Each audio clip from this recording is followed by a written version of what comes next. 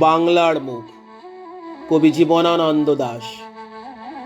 বাংলার মুখ আমি দেখিয়াছি, তাই আমি পৃথিবীর রূপ খুঁজিতে যাই না আর।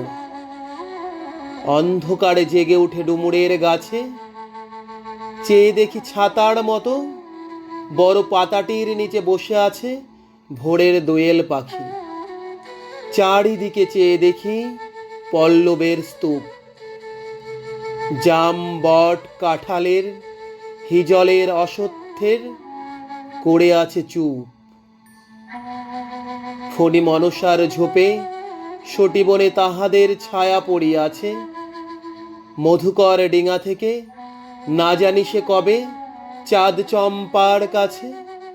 এমনি হিজল, বট, তমালের নীল ছায়া বাংলার অপরূপ রূপ। দেখেছিল বেহুলাও একদিন গাঙুড়ের জলে ভেলা নিয়ে। কৃষ্ণা দ্বাদশীর জ্যোৎস্না যখন মরিয়া গেছে নদীর চড়াই, সোনালি ধানের পাশে অসংখ্য অশ্বত্থ বট দেখেছিল হাই।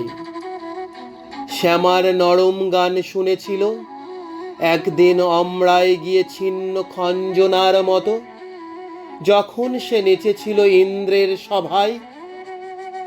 বাংলার নদ নদী ভাটফুল ঘুঙুরের মতো তার কেঁদেছিল পাই।